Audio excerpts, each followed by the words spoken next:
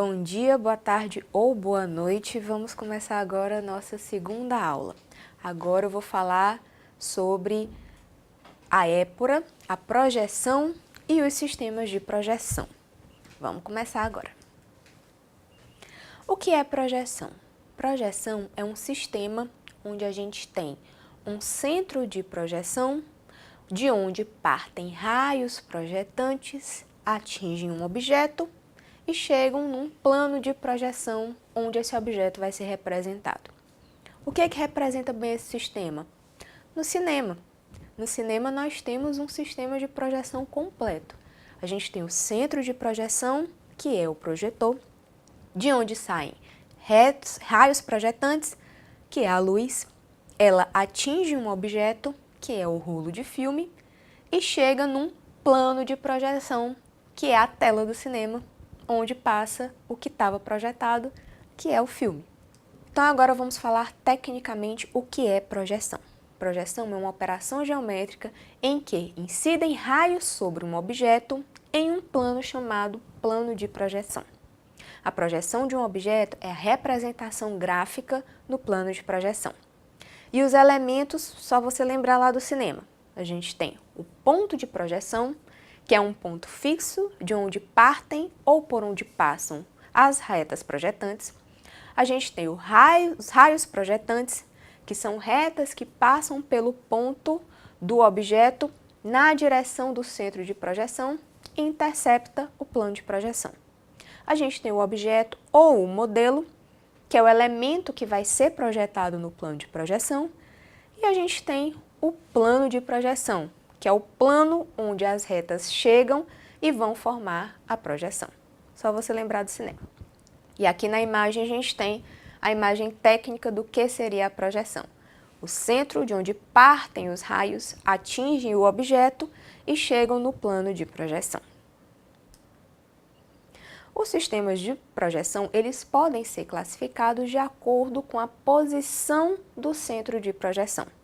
A gente tem o sistema cônico, que significa que os raios projetantes saem de um determinado ponto, que é o que a gente chama de observador. Então, a gente consegue identificar de onde esses raios saem e eles partem, atingem o objeto e chegam no plano de projeção, onde esse objeto vai ser representado. Como você pode ver aí no slide. Se você observar, os raios estão formando um cone e a projeção está bem maior do que o objeto.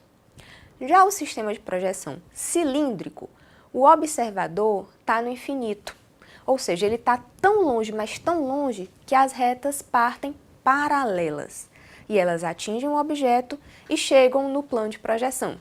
Se você observar no slide, você vai ver que, diferente do sistema cônico, no sistema cilíndrico, o objeto não mudou de tamanho. Ele está exatamente do mesmo tamanho que ele tem, independente da posição que esteja o objeto ou o plano de projeção. Então, vamos falar um pouco do sistema de projeção cônico.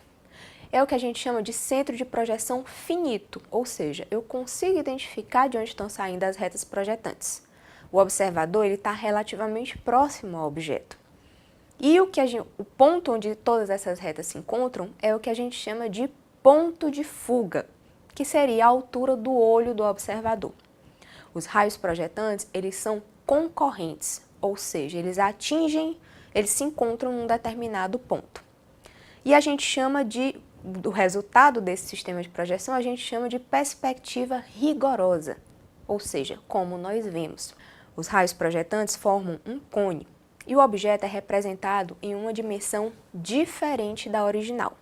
Então, a gente pode ter 3 tipos de projeção a partir do sistema de projeção cônico, que seria com um ponto de fuga, com 2 pontos de fuga ou com 3 pontos de fuga. E o sistema de projeção cilíndrico? No sistema de projeção cilíndrico, o centro de projeção está lá no infinito, ou seja, o observador está muito longe do objeto. Tão longe, mas tão longe, que os raios eles não se encontram num ponto, eles chegam paralelos. E aí eles atingem um objeto e representam no plano. Por a gente não ter diferença de tamanho independente de onde o objeto esteja, Esse é o sistema mais utilizado na área técnica, ou seja, é o sistema que nós vamos utilizar aqui nas nossas aulas. Os raios projetantes, eles vão formar um cilindro, por isso que o nome é o sistema de projeção cilíndrico. E o objeto é representado sem nenhuma deformação, ou seja, não tem alteração de tamanho. O sistema de projeção cilíndrico, ele se divide em oblíquo ou ortográfico ou ortogonal. E nós vamos falar um pouquinho deles mais adiante. Vamos lá. Os raios projetantes no sistema cilíndrico, eles podem atingir um plano de duas formas. Eles podem atingir o plano em 90 graus, ou seja, perpendicular, que é quando a gente tem o que a gente chama de projeção ortogonal. Dessa projeção, a gente vai ter as vistas ortográficas e a perspectiva axonométrica, que é assunto para as nossas próximas aulas. E se os raios projetantes chegam no ângulo... E se os raios projetantes atingem um plano no ângulo diferente de 90 graus, a gente tem a projeção oblíqua. E essa projeção vai nos dar a perspectiva cavaleira. Aí, lá naquela época, lá no tempo do Iluminismo, a gente teve um senhor chamado Gaspar Monge. O Gaspar Monge, ele foi um matemático francês que viveu entre 1746 e 1818. Ele buscava uma forma simplificada de calcular os métodos de defesa para fortificação. E a partir daí ele desenvolveu métodos que seriam os alicerces da geometria descritiva, que é a representação gráfica de objetos tridimensionais em um plano. Seus estudos possibilitaram a evolução do desenho mecânico e, consequentemente, a revolução industrial. E a partir desses estudos do Gaspar Monge, a gente tem o que a gente chama de sistema mongeano.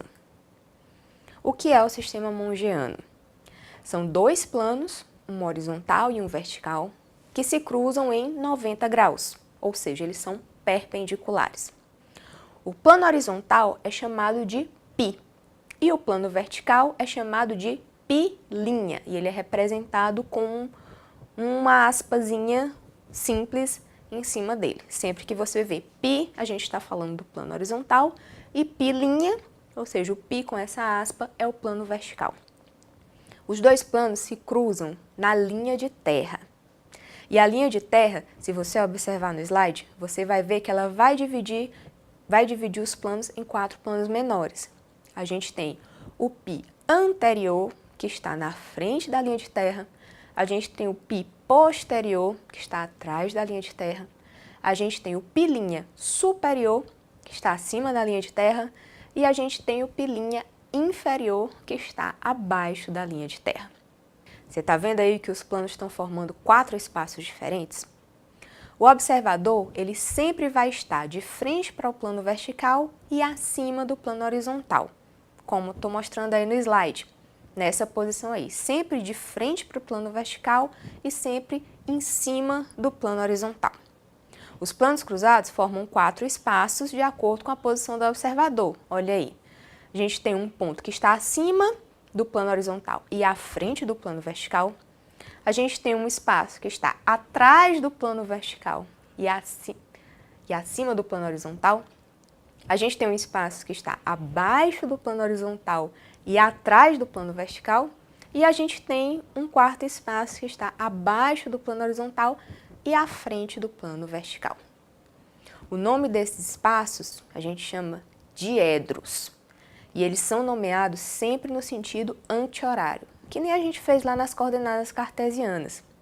O primeiro diedro vai estar sempre acima do plano anterior e à frente do plano superior. O segundo diedro já vai ser no sentido anti-horário, atrás do plano vertical superior e acima do plano horizontal posterior. O terceiro diedro já vai estar abaixo do plano horizontal posterior e lá atrás do plano inferior. E o quarto diedro vai estar à frente do plano inferior e abaixo do plano anterior. Os objetos, para serem representados no sistema mongiano, eles podem estar em qualquer um desses 4 espaços. Esses espaços eles funcionam como se fossem paredes, onde os objetos vão ser representados na sua altura e no seu comprimento. Como está aí no slide, ó, a gente mostra sempre um objeto no primeiro diedro, no segundo, no terceiro e no quarto. Você está vendo que o observador nunca muda de posição. Ele sempre vai estar à frente do plano vertical e acima do plano horizontal. O que vai mudar é a posição do objeto e os planos onde eles vão ser representados. E aí o monge criou a épora, porque a gente não pode representar os objetos em 3 dimensões, né? A gente tem que dar um jeito de planificar essa representação. E o que é a épora? Épora é a rotação do plano vertical sobre o plano horizontal com o centro na linha de terra, ou seja, os planos estão fixos na linha de terra e o plano vertical gira até encontrar o plano horizontal. E aí o que a gente vai ter, como você está vendo aí no slide? O plano superior vai coincidir com o plano posterior e o plano anterior vai coincidir com o plano inferior. Os planos eles ficam sobrepostos e o observador ele vai acompanhar o plano vertical, ou seja, olha aí como é que ele vai ver. Ele vai ver a linha de terra, vai ver em cima da linha de terra o plano superior e o plano posterior e abaixo da linha de terra ele vai ver o plano anterior e o plano inferior. Quando a gente representa em épora, a gente sempre vai representar a linha de terra com 2 tracinhos, cada um na extremidade. Sempre que você vê isso, você sabe que ali é a linha de terra. Então, vamos começar falando da posição do ponto, né? Então, você lembra que eu falei na primeira aula do ponto? O ponto é a figura geométrica mais simples porque ela não tem dimensão.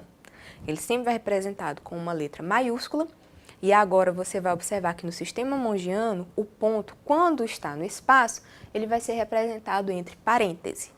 Se ele não tiver entre parênteses, é porque eu estou falando da projeção dele, mas se ele estiver entre parênteses, é a posição dele no espaço. E para lembrar, o ponto é representado graficamente pelo cruzamento de 2 linhas. No sistema mongiano, o ponto pode ocupar 9 posições. Pode estar em cada um dos diedros, no primeiro, no segundo, no terceiro e no quarto. Pode estar posicionado em cada um dos planos, superior, inferior, anterior e posterior, e pode estar localizado também na linha de terra. Cada uma dessas posições vai gerar para a gente uma épora diferente.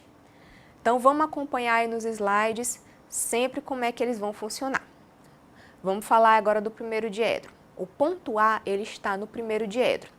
Você vê que a altura dele é representada no plano vertical e a profundidade dele é representado no plano horizontal. Você vê que as projeções estão no plano superior e no plano anterior. Sempre que a gente fizer a posição de épora, os desenhos vão acompanhar os planos.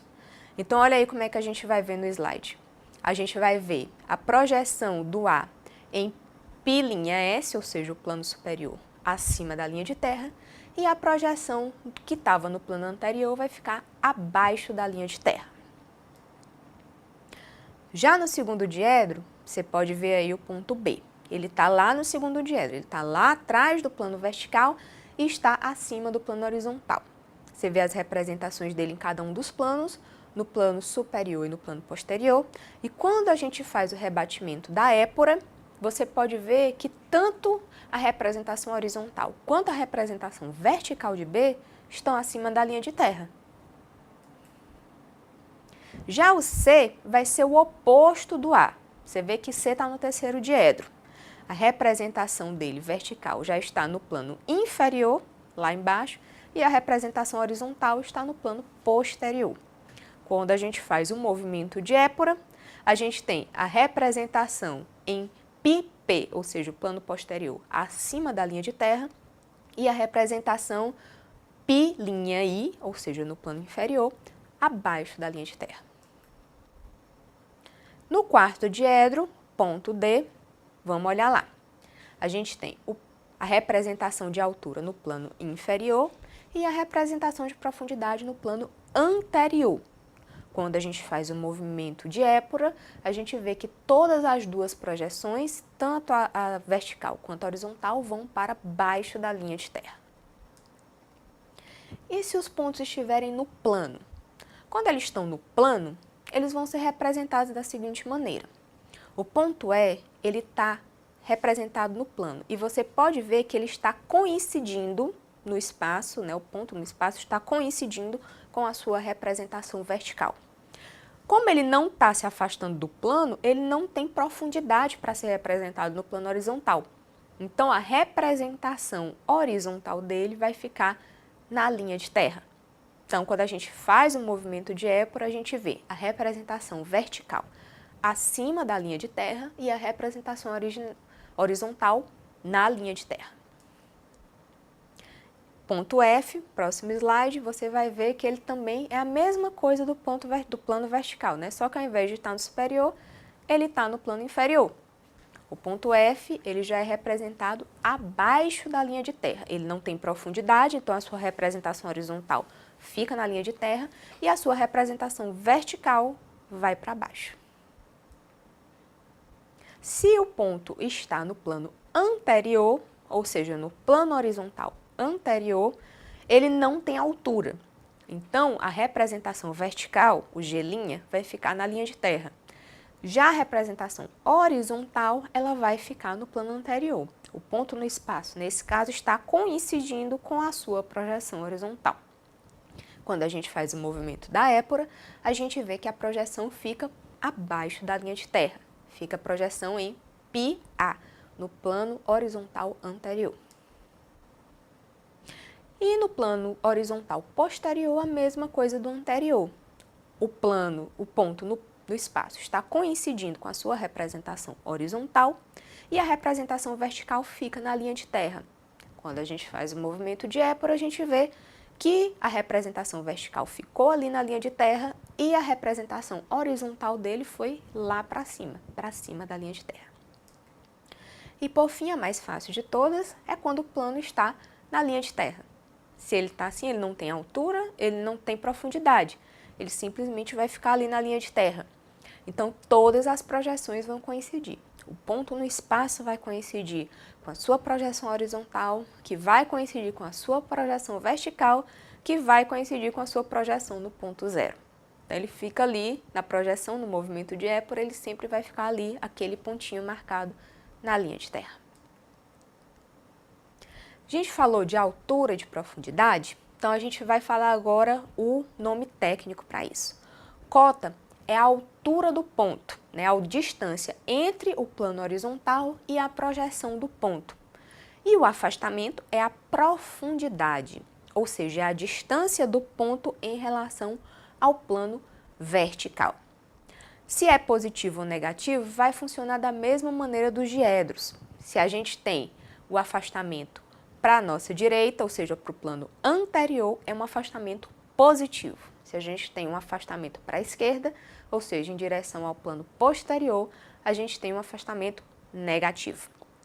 Cota da mesma maneira. Se a gente tem uma cota para cima, para o plano superior, a gente tem uma cota positiva. E se a gente tem uma cota para baixo, para o plano inferior, a gente tem uma cota negativa. Na linha de terra, como a gente não tem nem afastamento e nem cota, a gente tem tudo nulo.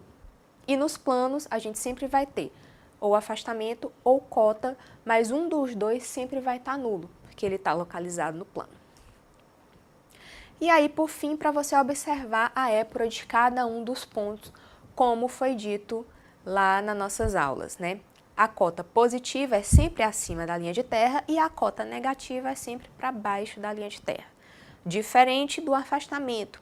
O afastamento positivo é para baixo da linha de terra e o afastamento negativo é acima da linha de terra. Ok? Muito obrigada!